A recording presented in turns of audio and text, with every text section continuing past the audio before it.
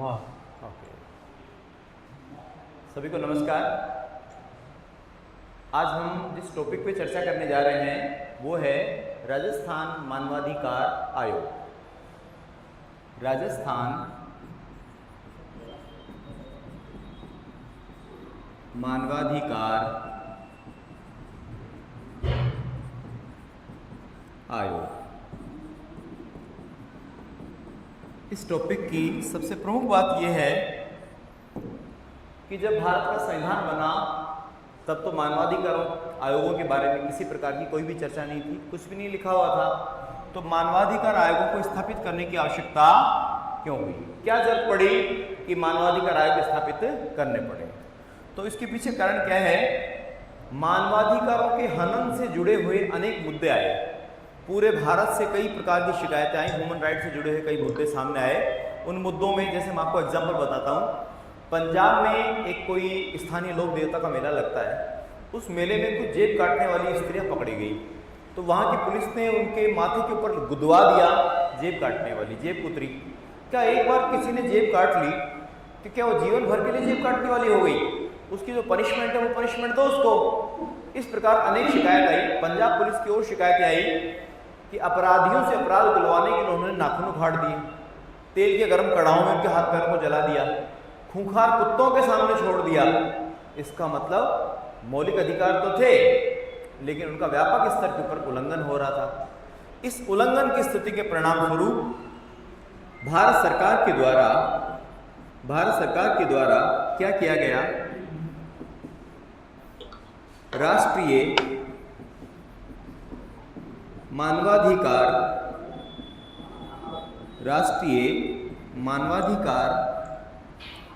अधिनियम 1993 एस्टेब्लिश किया गया, तैयार किया गया। राष्ट्रीय मानवाधिकार अधिनियम 1993 स्थापित किया गया और इस आयोग के तहत ये प्रावधान किए गए, इस अधिनियम के तहत ये प्रावधान किए गए कि भविष्य में केंद्र और राज्य सरकारें मानवाधिकार आयोगों की स्थापना कर सकेंगी। इसकी धाराओं में ये प्रावधान किए गए। मैंने आपको बताया जरूरत क्यों पड़ी? जब मौलिक अधिकारों का व्यापक स्तर के ऊपर उल्लंघन होने लगा, उसके परिणाम स्वरूप ऐसे आयोगों की स्थापना की आवश्यकता हुई और उसके लिए पार्लियामेंट के द्वारा राष्ट्रीय मानवाधिकार अधिनियम 1993 में पारित किया गया और उस अधिनियम के प्रावधानों के तहत राज्य और केंद्र स्तर के ऊपर मानवाधिकार आयोगों की स्थापना होती है। अब यहां हम बात कर रहे हैं इसी अधिनियम की। अब बार बार मैं ये नहीं लिखूंगा 1993 का, अधिनियम की धारा 21, 22 और 23 इस संदर्भ में एक व्यापक व्याख्यान देती है। धारा 21 कहती है, धारा 21 के अनुसार, 21 के अनुसार, धारा 21 के अनुसार राज्यों में मानवाधिकार आयोगों की स्थापना। राज्यों में मानवाधिकार आयोगों की स्थापना। धारा 22 कहती है नियुक्ति के प्रावधान और धारा 23 कहती है पद से हटाने के प्रावधान। पद से हटाने के प्रावधान। इस संदर्भ में इसको व्याख्यायित किया गया है। इसका मतलब राज्य स्तर के मानवाधिकार के लिए तीनों धाराएं बहुत महत्व रखती हैं, बहुत महत्वपूर्ण बन जाती हैं। अधिनियम की धारा 21, 22 और 23, 21, 22 और 23 ये तीन धाराएं अपने आप में बहुत ज्यादा महत्व रखती हैं, जो राज्य मानवाधिकार आयोग की स्थापना का प्रावधान निश्चित करती हैं, नियुक्ति का प्रावधान निश्चित करती हैं और पद से हटाने का प्रावधान निश्चित करती हैं। पद से हटाए जाने का प्रावधान निश्चित करती हैं। तो ये अधिनियम की इन धाराओं के अंतर्गत स्थापित होता है। अब हम बात करते हैं राजस्थान मानवाधिकार आयोग।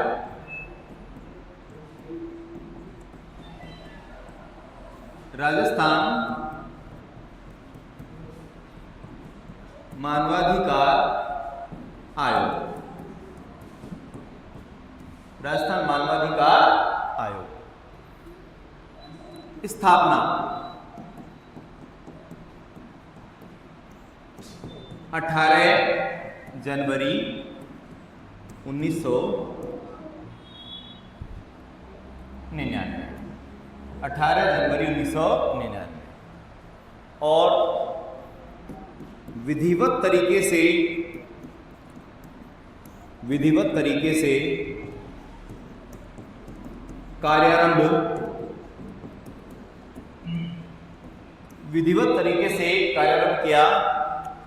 23 मार्च सन 2000, 23 मार्च सन 2000 को इसने विधिवत तरीके से कार्य करना आरंभ किया।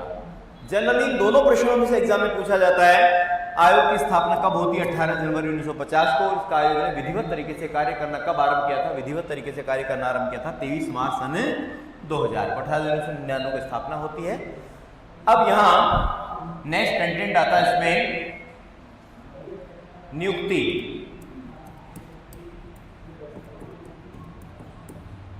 शपथ, त्यागपत्र। नियुक्ति, शपथ, त्यागपत्र, कार्यकाल। पद से हटाना,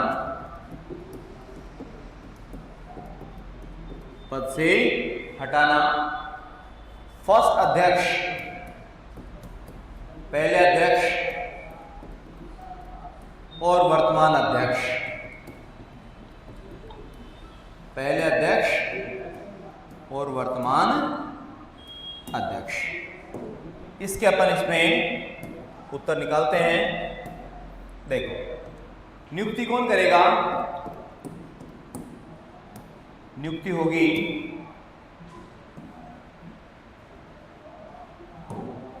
राज्यपाल। नियुक्ति कौन करेगा? राज्यपाल। अब राज्यपाल तो डायरेक्ट करेगा नहीं, राज्यपाल सीएम की, मुख्यमंत्री की अध्यक्षता वाली, मुख्यमंत्री की अध्यक्षता वाली एक समिति की सिफारिश पर, एक समिति की सिफारिश पर नियुक्ति करेगा।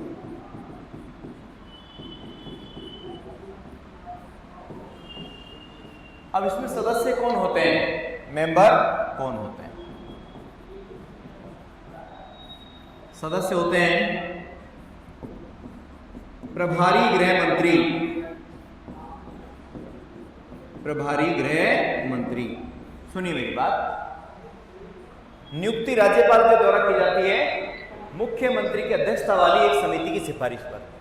इस समिति में पहला सदस्य होता है प्रभारी गृह मंत्री।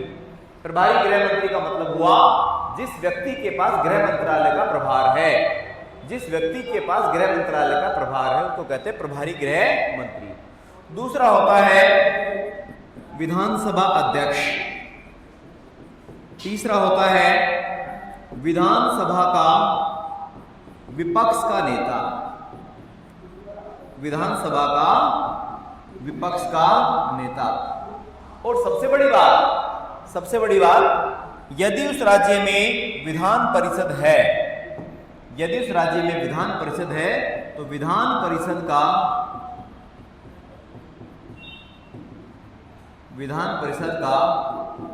सभापति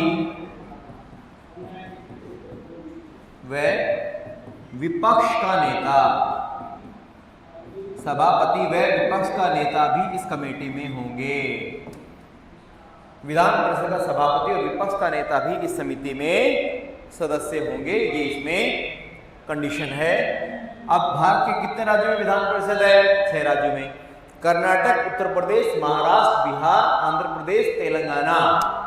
कर्नाटक, उत्तर प्रदेश, महाराष्ट्र, बिहार, आंध्र प्रदेश, तेलंगाना।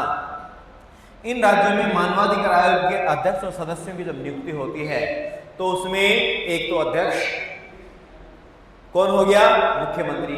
दूसरा प्रभारी गृह मंत्री, अगर राज्य का मुख्यमंत्री ही गृह मंत्री है तो यहां समझ सदस्य वही बन जाएगा, यानी दोनों पदों का निर्वहन वही व्यक्ति करेगा। जैसे पिछले कार्यकाल में अशोक गहलोत ही गृह मंत्री थे, तो अशोक गहलोत ही इस समिति का अध्यक्ष थे, वही क्या थे, प्रभारी गृह मंत्री। दूसरा विधानसभा का अध्यक्ष और विधानसभा का विपक्ष का नेता।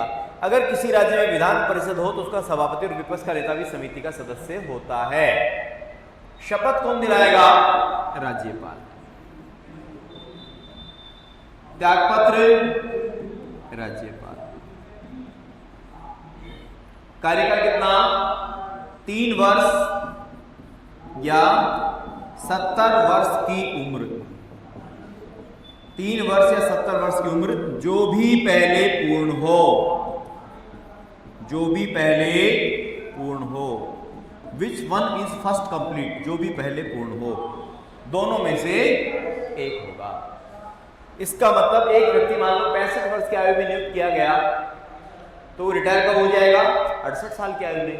और कोई व्यक्ति 69 की उम्र में अपॉइंट किया गया तो वो 2 वर्ष का कार्यकाल पूरा करके रिटायर हो जाएगा 70 वर्ष की उम्र में, जो भी पहले पूर्ण हो, ये इसमें कंडीशन है।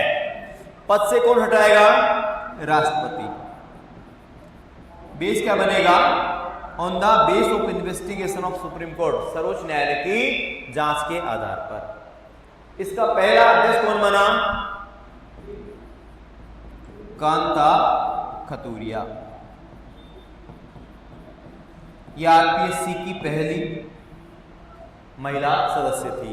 वर्तमान अध्यक्ष कौन है, गंगाराम मूलचंदानी। गंगाराम मूलचंदानी वर्तमान में इसके अध्यक्ष। इस कमीशन में एकमात्र मुस्लिम अध्यक्ष कौन बने, प्रथम मुस्लिम अध्यक्ष कौन बने, श्री सगीर अहमद।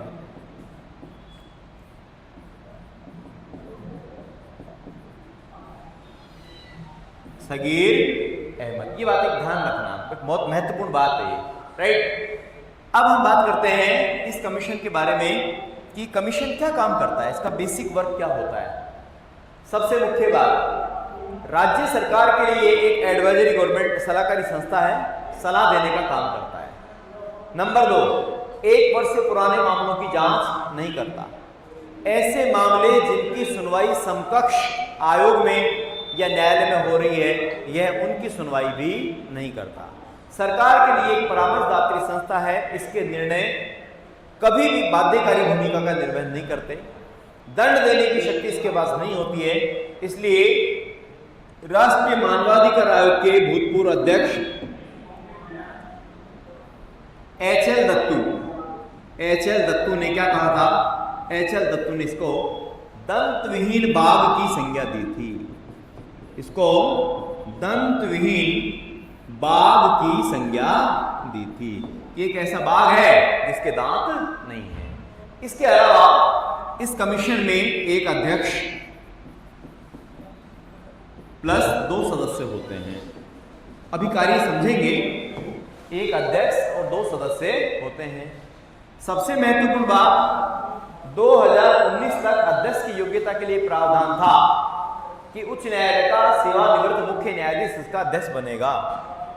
लेकिन 2019 तक देखा गया कि अनेक मुख्य न्यायाधीश पद को प्राप्त करने को तैयार नहीं थे। जो व्यक्ति पूरे राज्य के उच्च न्यायालय का मुख्य न्यायाधीश रहा हो और उसको एक ऐसे पद के ऊपर बिठा दिया जाए जहां उसको दंड देने की शक्ति नहीं है, तो पद को स्वीकार करना पसंद नहीं करते थे। अनेक बार ऐसा देखने को मिला। तो भारत सरकार के द्वारा इस अध्यक्ष पद के लिए योग्यता कर दी गई किसी भी उच्च न्यायालय का सेवानिवृत्त न्यायाधीश। अब सदस्य बचे कितने, 2 में एक ऐसा व्यक्ति जिसको मानवाधिकारों का व्यापक ज्ञान हो, मानवाधिकारों के बारे में इसको व्यापक जानकारी हो, और दूसरा व्यक्ति जो हाईकोर्ट का न्यायाधीश हो या जिला न्यायालय का न्यायाधीश रह चुका हो या हो। इस तरह से 2 सदस्यों की योग्यता और एक अध्यक्ष की योग्यता का प्रावधान निश्चित किया गया। ध्यान रखना, उच्च न्यायालय का सेवानिवृत्त न्यायाधीश। इसके बाद दंड देने की शक्ति नहीं होती, इसलिए इसको दंतविहीन बाघ की संज्ञा दी थी किसने, हंडियाल लक्ष्मी नारायण दत्तू ने। ये सर्वोच्च न्यायालय के पूर्व न्यायाधीश, मुख्य न्यायाधीश भी रहे थे। अब हम बात करते हैं इसके कार्य। नंबर 1, सरकार के लिए एक परामर्शदात्री संस्था, इसके निर्णय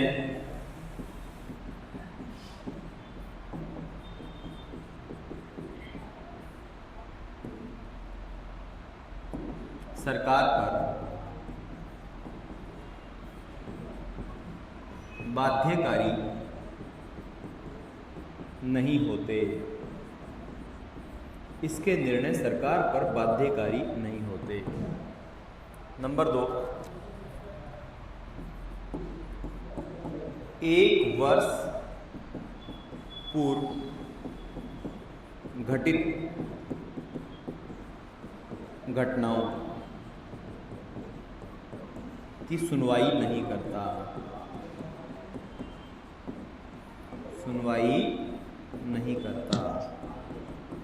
जिस घटना को घटित हुए 1 वर्ष से ऊपर का समय हो चुका हो उसकी सुनवाई नहीं करता। नंबर 3, समकक्ष आयोग में विचाराधीन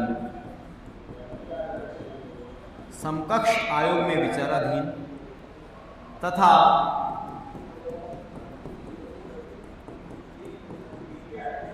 न्यायालय में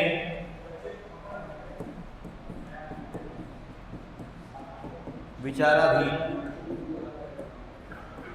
मामलों की सुनवाई नहीं करता।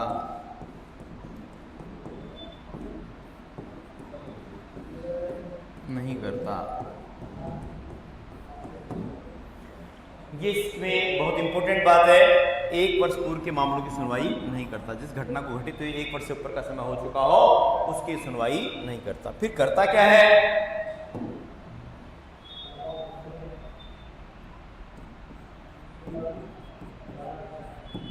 नंबर 1, सरकार को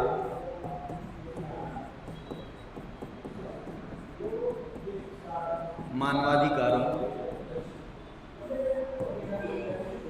की सुरक्षा के संदर्भ में सुझाव देना। नंबर 2, प्रतिवर्ष राज्यपाल को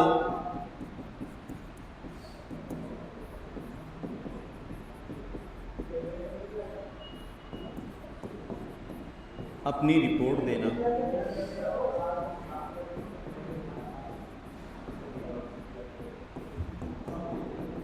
प्रतिवर्ष राज्यपाल को अपनी रिपोर्ट देना। हर साल राज्यपाल को रिपोर्ट देता है। नंबर 3, साक्ष्यों के साथ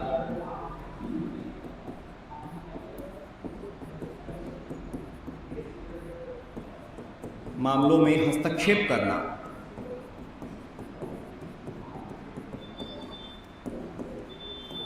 साक्ष्यों के साथ मामलों में इंटरफेयर करना, हस्तक्षेप करना।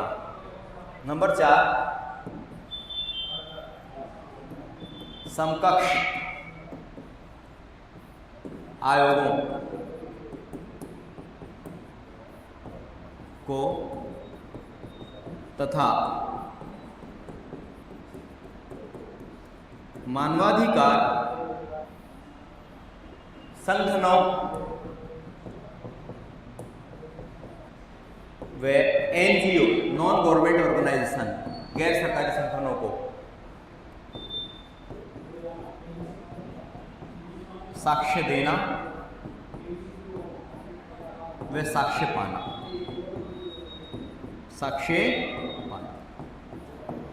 सबसे मुख्य बात यह है कि सरकार को सलाह देने का काम करता है। तो इसकी प्रकृति कैसी हो गई? इसकी प्रकृति हो गई सलाहकारी। इसकी प्रकृति हो गई कैसी?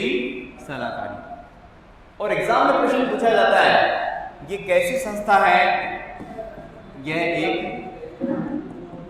वैधानिक या विधिक निकाय है। ये वैधानिक या विधिक निकाय है, विधि बनाकर के स्थापित किया गया संस्थान। एग्जाम पूछते हैं संवैधानिक वो होता है जिसका वर्णन संविधान के किसी अनुच्छेद में होता है, वैधानिक वो होता है या विधिक वो होता है जो विधि बनाकर के स्थापित किया जाता है। अब आप देखेंगे कि इसको कौन सी विधि बना के स्थापित किया गया था? इसको ये विधि बना के स्थापित किया गया कि अधिनियम बनाया गया, और अधिनियम बना के यानी राष्ट्रीय मानवाधिकार अधिनियम के तहत इसको स्थापित किया गया, और मानवाधिकार अधिनियम की धारा 21, 22 और 23 में आयोगों की स्थापना, नियुक्ति करने और पद से हटाने के प्रावधानों को वर्णित किया गया था। इस प्रकार यह कमीशन व्यवस्थित तरीके से काम करता है। अब इंडिविजुअल लेवल के ऊपर अगर हम देखें, व्यक्तिगत स्तर के ऊपर इसका विचार रखें, तो ये जो कमीशन है ये वास्तविक अर्थों में किसी प्रकार की शक्ति से परिपूर्ण नहीं है, तो ये केवल सलाह देने का काम कर रहा है। तो इसके लिए सबसे महत्वपूर्ण बात है कि इन आयोगों को शक्तिशाली बनाने के लिए सरकार को उनके हाथ खोलने पड़ेंगे, मतलब इनके अधिकार क्षेत्र को बढ़ाना पड़ेगा। जब तक इनका अधिकार क्षेत्र नहीं बढ़ेगा तब तक मानवाधिकारों की सुरक्षा के ऊपर प्रश्न चिन्ह लगा रहेगा। इसलिए इन आयोगों को अधिक शक्ति प्रदान करना, इनके हाथों को खोलना, इनको अधिक शक्ति प्रदान करके इनको दंड देने की शक्ति प्रदान करना इस स्तर के पर होनी चाहिए कि वो न्यायिक हस्तक्षेप भी ना हो, लेकिन वास्तव में जो मानवाधिकारों का उल्लंघन करते हैं उनके लिए दंड का प्रावधान करे, और इनकी कुछ सलाह सरकार के लिए अनिवार्य रूप से मान्य की जानी चाहिए और न्यायालय में उनके ऊपर वास्तविक रूप में सुनवाई होनी चाहिए, ताकि वास्तव में मानवाधिकारों का उल्लंघन करने वाले व्यक्तियों के लिए दंड के प्रावधान निश्चित कर सकें। इस तरह से आज हमने इस टॉपिक के ऊपर चर्चा की, राजस्थान मानवाधिकार आयोग। हो आप समझ पाएंगे इसको।